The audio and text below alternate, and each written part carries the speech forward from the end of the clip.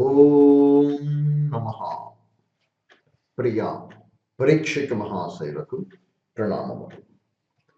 హజరత్ అయ్య గారు, టి హజరత్ అయ్య గారు ఒక మెసేజ్ పెట్టారు, కామెంట్. దేనికంటే పరమాత్మకు జన్మ లేదని తెలుసుకున్నవాడు ఏమవుతాడు అనేటువంటి ఒక పోస్ట్కి వీరు ఒక కామెంట్ చేశారు. సార్, విగ్రహారాధన చేస్తే లేక ప్రకృతిని ఆరాధిస్తే ఏమవుతుంది అని వేదాలలో చెప్పారు. నరకంలో వేస్తారా? మా అనుమానం నివృత్తి చెయ్యగలరు? ఇది వీరి ప్రశ్న.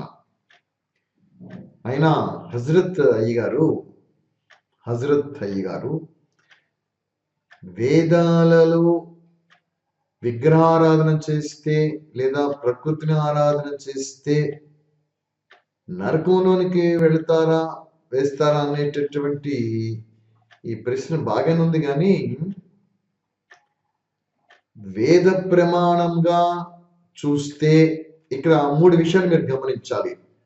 మన భారతదేశంలో, మొత్తం ప్రపంచంలో ఎలాగోనో మాట విడిచిపెట్టండి, భారతదేశంలో చూస్తే హైందవ సాంప్రదాయము, తర్వాత ముస్లిం సాంప్రదాయము, తర్వాత క్రిస్టియన్ సాంప్రదాయం, ఈ 3 సాంప్రదాయాలు ఉన్నాయి. ఈ 3 సాంప్రదాయాలకి గ్రంథాలు, ప్రామాణిక గ్రంథాలు తీసుకుంటే, ప్రామాణిక గ్రంథాలలో హైందవ సాంప్రదాయాలకి ప్రమాణం వేదమే, వేదాలే ప్రమాణం, పురాణాలు ప్రమాణాలు కావు. ఇది గుర్తుపెట్టుకోండి. భారతీయులు ప్రతి ఒక్కరు కూడా గుర్తుపెట్టుకోండి. అందరూ పురాణాలు ప్రమాణాలుగా అనుకుంటున్నారు, కానీ వాస్తవ సత్యం చూస్తే వేదము ప్రమాణము. ఎందుచేతంటే వేదము ఈశ్వరీయము, వేదం అనేటువంటి పరమాత్మ చేత చెప్పబడినటువంటి గ్రంథము అద్భుతమైనటువంటిది, కాబట్టి వేదమే ప్రామాణికంగా స్వీకరించాలి. అలాగనే ముస్లిం ధర్మంలోని సాంప్రదాయాన్ని చూస్తే ఖురాన్, అలాగనే క్రిస్టియన్ సాంప్రదాయానికి వచ్చి చూస్తే బైబిల్. వేద, ఖురాన్, బైబిల్ ఇవే ప్రమాణ గ్రంథాలు ఆయా ధర్మాలకి. ఇకపోతే బైబిల్ కానీ ఖురాన్ కానీ చూస్తే విగ్రహారాధన చేసినటువంటి వారు, ప్రకృతిని ఆరాధన చేసినటువంటి వారు నరకంలో త్రొయ్యబడతారు. వారికి పాతాళలోకం అంటే నరకలోకానికి పంపబడతారని చెప్పేసి ఆ 2 గ్రంథాలలో ఉంటాయి. ఇకపోతే వేదాల దగ్గరకు వచ్చి చూస్తే విగ్రహారాధన చేసినా, ప్రకృతిని ఆరాధన చేసినా నరకానికి వెళతారని ఇక్కడ ఉండదు. ఇక్కడ వేదాన్ని ప్రామాణికంగా తీసుకొని చూస్తే వేదంలోని కొన్ని అద్భుతమైనటువంటి మంత్రాలు ఉంటాయి. అక్కడ ఒక దగ్గర ఒక మంత్రం చెప్పింది, అది మీకు వినిపిస్తున్నాను, చూడండి. ఈ మంత్రము యజుర్వేదము 40వ అధ్యాయంలో 9వ మంత్రంగా కనబడుతుంది. అందంత మహాప్రవిశంతి ఏ సంభూతిముపాసతే తతో భూయ యవతే తమోయ ఉపసంభృత్యాహం రతాః. ఇది మంత్రం. ఈ మంత్రానికి తాత్పర్యము, భావార్థము ఏమొచ్చిందో మీకు వినిపిస్తాను, చూడండి ఒకసారి. ఎవరు పరమేశ్వరుని వదలి అసంభూతిం, అనాది ఉత్పన్న రహితం. అనాదంటే దానికి ఆది లేదు, అంతము లేదు, అది ఇప్పుడు కూడా ఉండినటువంటిది అనమాట, అనాది. అలాగే ఉత్పన్నం, అదేమి కూడా స్వయంగా ఉత్పన్నం కాలినటువంటిది, ఉత్పన్న రహితము. సత్వ రజస్తమో గుణమయమునకు ప్రకృతి జడ వస్తువును, అంటే ఈ ప్రకృతి ఏదైతే ఉందో ఈ ప్రకృతి తనగా ఉత్పన్నం కాలేదు. ఎవరో ఒకరి ద్వారా ఈ పదార్థాలను సంయోగపరిచి ఇది ఉత్పన్నికి ఒక వ్యక్తి చెయ్యాలి. ఉదాహరణకి ఒక మట్టి ఉంది, దాని పాత్ర చేయాలి, ఒక మనిషి కావాలి, ఒక చక్రం కావాలి, దాన్ని తిప్పడానికి చక్రము, కర్రని కావాలి, కొన్ని సాధనాలు కావాలి. ఇవన్నిటితో మట్టిని ఆ రూపంగా తీర్చిదిద్దుతాడు. అలాగా ఈ ప్రకృతి ఏదైతుందో ప్రకృతి తనుగా స్వతహ సిద్ధంగా ఏది కూడా అవ్వలేదు. ఈ ప్రకృతిని మార్చేటటువంటి వాడు ఒకడు ఉండాలన్నమాట. ఇక్కడ ఈ ప్రకృతి జడ వస్తువు. ఉపాసతే, ఉపాసించదగినదని ఎరుగుదురు వారు అందం తమహ, ఆవరణం అనర్చులంటే అంధకారము, ప్రవిశంతి చక్కగా పొందుతున్నారు.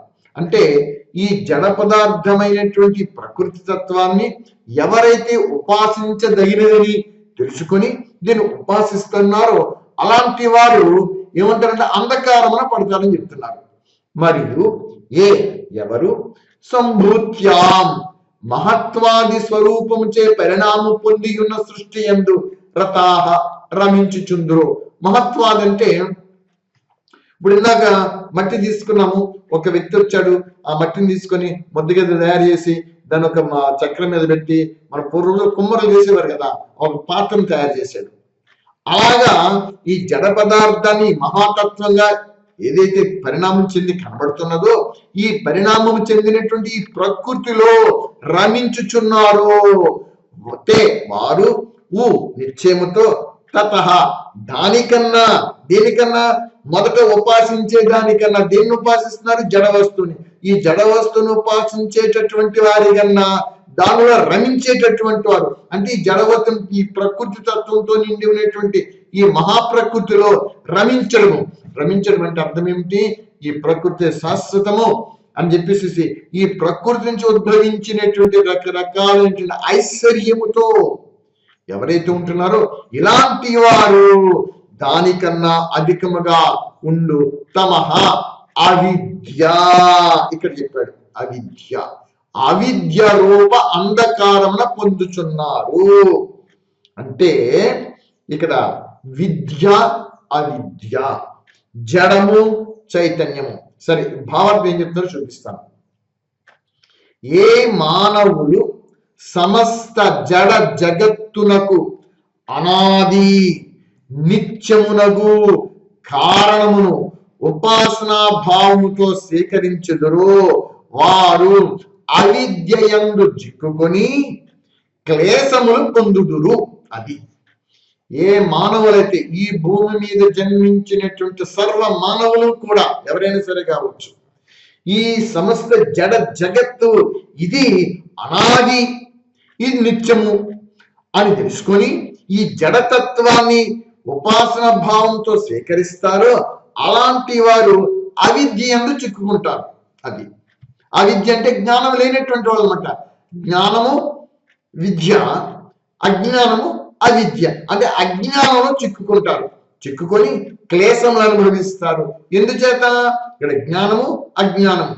జ్ఞానం ఎలా వస్తుంది, ఎక్కడి నుంచి వస్తుందంటే వేదములో జ్ఞానం ఉంది. పరమాత్మ జ్ఞాన స్వరూపుడు, పరమాత్మ అనంత జ్ఞాన శక్తి. అలాంటి పరమాత్మని ఉపాసించడం అనగా జ్ఞాన శక్తిని ఉపాసించడము. జ్ఞానాన్ని ఉపాసించటం వలన వీడి కర్మలు మార్చుకుంటాడు. ఏ కర్మ చేస్తే వికర్మగా మారి నన్ను బంధిస్తుంది, ఏ కర్మ చేస్తే సుకర్మగా మారి నన్ను సుఖింపజేయిస్తుంది, ఈ సంపదలు ఐశ్వర్యం ఇవన్నీ నాకు ప్రసాదిస్తుంది. ఏ కర్మ చేస్తే ఈ కర్మ చట్టం నుంచి తప్పించుకొని మోక్ష ప్రాప్తిని పొందుకుంటాను అనేటటువంటి జ్ఞానం ఏదైతే ఉందో అది జ్ఞాన ప్రాప్తి ఆ పరమేశ్వరుడు వేద జ్ఞానంలో ప్రసాదించాడు. అంతేగాని జడతత్వాన్ని ఉపాసిస్తే, విగ్రహాన్ని ఉపాసిస్తే నరకానికి వెళ్ళిపోతాడని చెప్పేసి వేదాలు ఎక్కడ ఉండదు నాయన. నరకము అనగా దుఃఖము, కష్టము, సమస్యలు, బాధలు, ఆర్థికంగా, మానసికంగా, శారీరకంగా, సంఘపరంగా మహా ఇబ్బందులు అనుభవించడమే నరకం. ఇక్కడ ఇలాంటి వీటన్నిటి నుంచి తప్పించుకోవడానికి మోక్షం అంటే విడుదల. ఇవన్నీ పొందుకోవడానికి, విడుదల పొందడానికి వీడికి ఏం కావాలి? జ్ఞానం కావాలి. ఇక్కడ జడతత్వాన్ని ఉపాసిస్తే ఈ విధమైనటువంటి జ్ఞానం నాకు ప్రాప్తమవుతుందా? పరమాత్మ నుంచి వచ్చినటువంటి వేద జ్ఞానం ఏదైతే దివ్య జ్ఞానం ఉందో దానిని ఉపాసించడము అనగా ధారణ చెయ్యడము, అనుష్ఠానము చెయ్యడము. అలాంటి పరమాత్మ దగ్గర నుంచి వచ్చినటువంటి వేద జ్ఞానాన్ని వీడు అనుష్ఠానము, ధారణ, ఆచరణ చేస్తే ఇలాంటి అవిద్య క్లేశముల నుంచి బయటకు వచ్చేస్తాడు. అది చెప్తుంది ఇక్కడ. అవిద్య యందు చిక్కుకొని క్లేశములు పొందుదురు.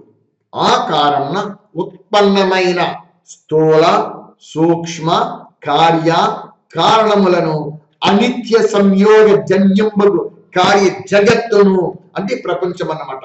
మీరు అనుకున్నట్టుగా విగ్రహాలు కావచ్చు, ప్రకృతి కావచ్చు, ఇంకేదైనా సరే కావచ్చు, ఇవన్నీ కూడా ఎవరైతే ఉపాసనీయ దైవముగా ఎవరు భావించెదరో వారు గాఢమగు అవిద్యను, అది ఇక్కడ అవిద్య చెప్పాడు అనమాట.